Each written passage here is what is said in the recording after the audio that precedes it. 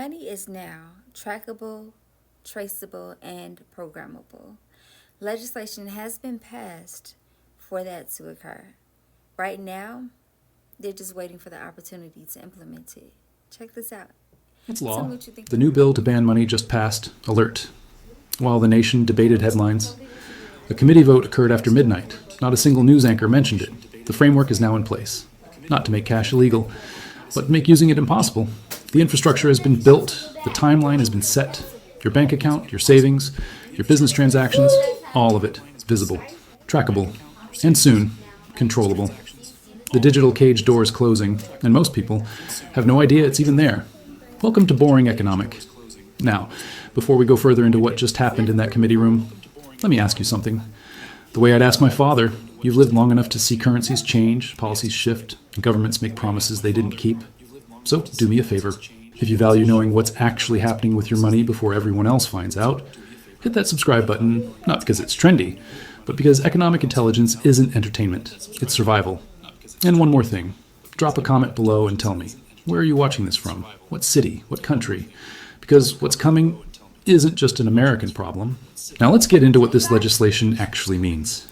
The committee room was nearly empty. It was 11:47 p.m. on a Tuesday night. Most Americans were asleep, while a handful of legislators voted on a bill that would fundamentally alter how money works in this country. The bill passed, not with fanfare, not with debate, but with the quiet efficiency of something that had been planned for years. The official name doesn't matter. What matters is what it does, and more importantly, what it doesn't say. Nowhere in the 247-page document does it say cash is illegal. That would be too obvious, too alarming. Instead, the legislation does something far more clever. It builds the infrastructure that makes physical money obsolete. Think of it this way. They're not banning roads, they're just making it impossible to drive on them. The first major provision requires every business in America to report digital transactions to the IRS in real time. Not at the end of the month, not quarterly, instantly. The moment a customer swipes a card, the government knows. The amount, the location, the merchant, the time. All of it logged, all of it permanent. For business owners, this creates an immediate operational challenge. New software systems must be installed. Compliance officers may need to be hired. Every digital payment infrastructure must connect directly to federal reporting systems. The cost of this compliance falls on businesses, not the government.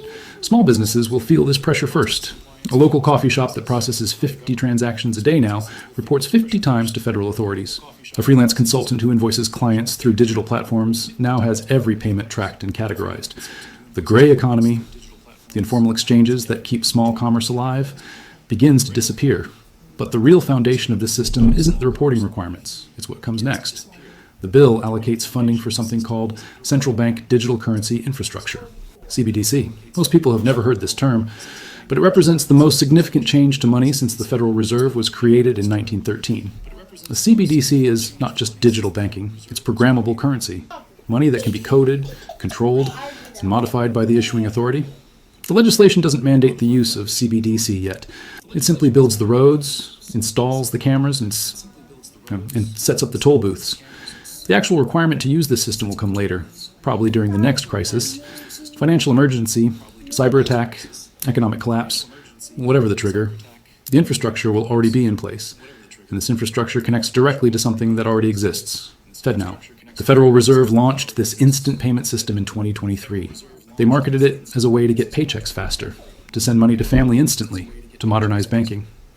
What they didn't advertise was the surveillance capability. FedNow allows the central bank to see every transaction in real time. Not just banks seeing their own customers, but the Federal Reserve seeing everything. The old banking system was slow, decentralized, and relatively private.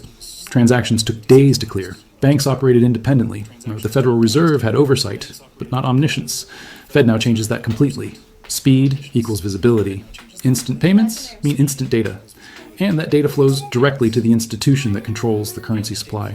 Every coffee purchase, every rent payment, every donation to a political cause, every ounce of silver bought online, visible, recorded, permanent. Legislatively, a law has been passed that limits how we buy and sell in the future. As we're looking at this and understanding that the mark of the beast will soon be passed, make sure that when they limit what you buy or sell, that you don't sell the one thing that Christ died for you to have: salvation and peace with your soul.